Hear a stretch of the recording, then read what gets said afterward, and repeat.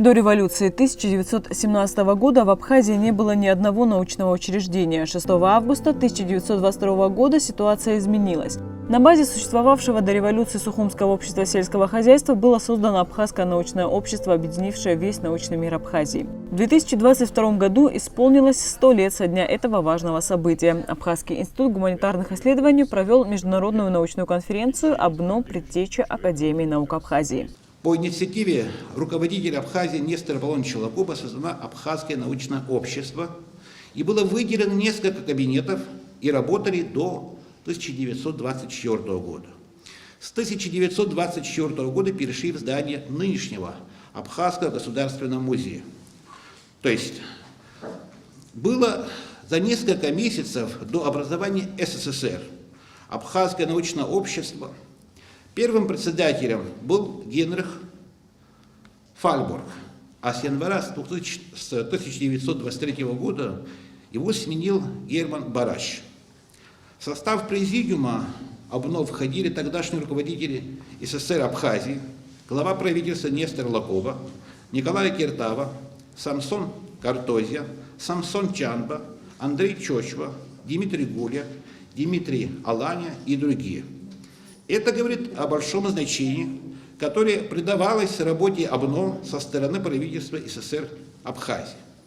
Абхазское научное общество издавало свои известия, труды, бюллетень, журнал «Субтропики», занималось изучением флоры и фауны, вопросами сельского хозяйства, историей, археологией, этнологией страны.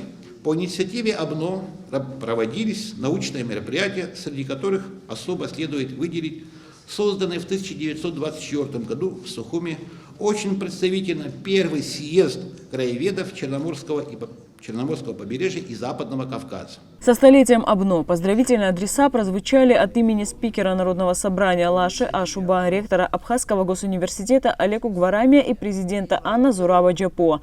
После поздравительного блока приступили к докладам. Первым выступил кандидат исторических наук Станислав Лакоба, который рассказал о взлете, археологической переписке, репрессиях и разгроме АБНО. Герман Барач был энергичным руководителем АБНО, который организационно укрепил общество, сплотил творческий, интеллектуальный потенциал многонациональной Абхазии и вывел научную работу на всесоюзный и международный уровень.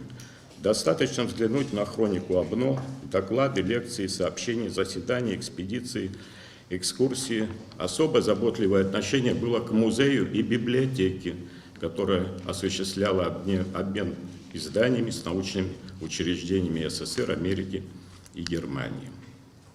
Общество состояло из 4 секций – технической, сельскохозяйственной, медицинской, географической и этнографической. А в 1925 году добавилась секция абхазоведения. Особо следует сказать о том, что решением Совнаркома в 1923 году АБНО был выделен большой участок земли, предоставленное оборудование, денежные субсидии. В структуре АБНО были президиум, совет АБНО, ученый совет, ревизионная комиссия. Интересно привести имена людей, которые составляли ядро организации. Так, 28 июня 1925 года состоялось годичное общее собрание общества. В прежнем составе переизбран его президиум: Барач, председатель, Козлов, зампредседателя, Малеев, ученый-секретарь.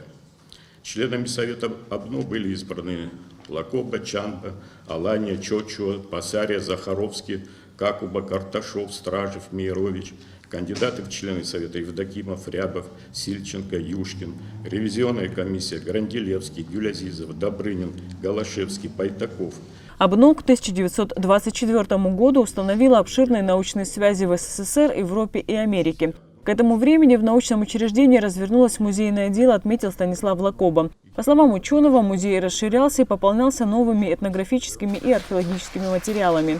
Словом, до 1931 года АБНО работала в полную меру. Но в этом году научная организация и ее сотрудники подверглись репрессиям. И после ликвидации СССР Абхазии АБНО прекратила свое существование по политическим соображениям. Долгое время само это название было под запретом. Бурная научно-общественная деятельность АБНО и музея, который возглавлял до лета 1931 года Герман Барач, интеллектуальный и научный потенциал кадров, высокий уровень исследований стали разрушать и беспокоить некоторых функционеров, особенно в Тифлисе, где председатель ГПУ Лаврентий Берия пристально и ревностно наблюдал за высоким всесоюзным зарубежным авторитетом АБНО, укреплявшим позиции Абхазской республики. В этой связи, думаю, интересны будут некоторые выдержки из писем. Из письма Барача Стражева 22 сентября 30 года. «Мечтаю о следующем лете, авось доживем». Однако следующим летом 1931 года Барач был арестован вместе с археологом Михаилом Иващенко. Из письма Барача Стражева 22 февраля 1931 года. «Живем мы здесь на общих основаниях, хорошо, следовательно.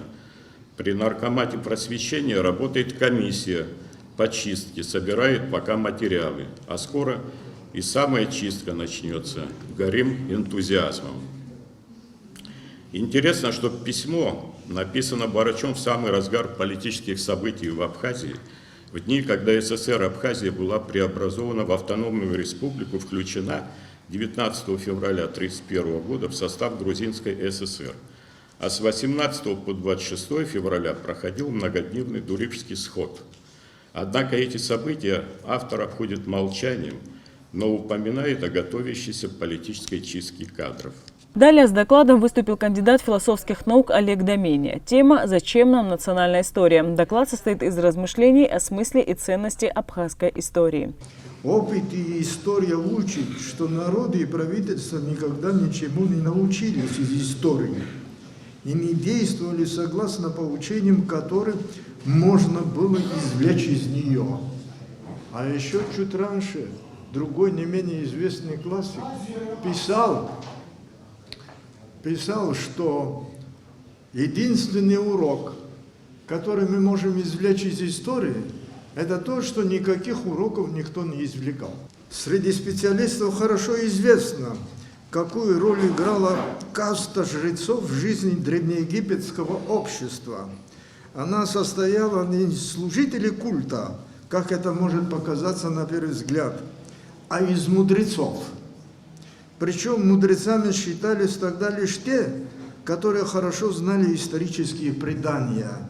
Не только история, но и война тоже учит.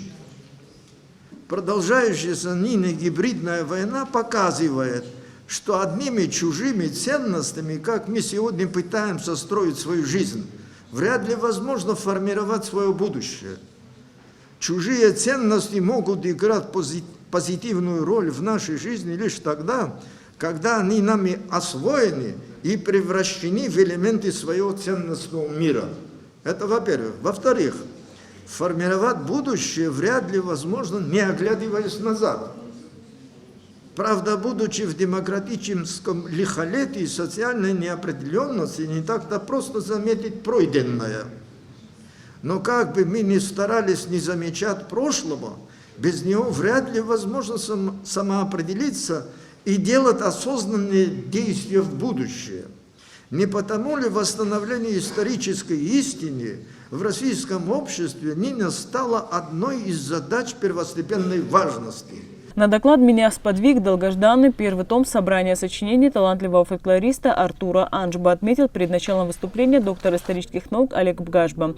Ученый представил присутствующим доклад на тему еще раз о времени создания нарского эпоса и его создателях. В нем я использую новые данные естественно-научных методов в археологии, металлографический анализ железных и стальных изделий, которыми виртуально широко пользовались нарты, что, как мне представляется, поможет еще раз ответить на традиционные, но остающиеся кардинальными все те же вопросы по нарской проблематике. Когда возник нарский эпос и что является его первозданным ядром?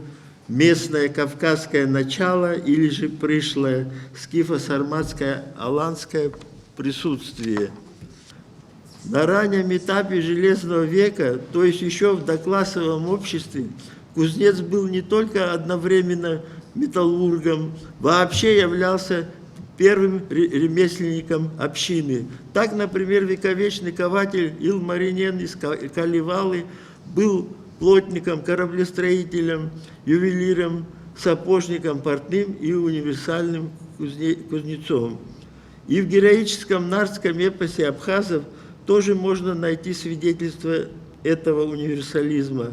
Только молотом с помощью айнары и жи удается для сатаней Гуаше высечь из скалы камня зародыш сосрыку, а затем закалить новорожденного. В другом случае кузнец Айнар спасает раненого в голову Хважарпыса, наложив на поврежденное место медные пластины. Сугубо только металлургией не могли заниматься даже халибы из Хила в VI веке, потомки древних хатов. Это наших родственников по языку. Судя по самим текстам эпоса, нарты явно жили в Железном веке. Также в рамках международной конференции, посвященной столетию АБНО, выступили кандидат исторических наук Сослан Салагая, доктор экономических наук Кама Гоге и российские ученые Марина Колесникова и Людмила Ермоленко. Анастасия Никонова, Сосрапал Бухава, Абаза ТВ.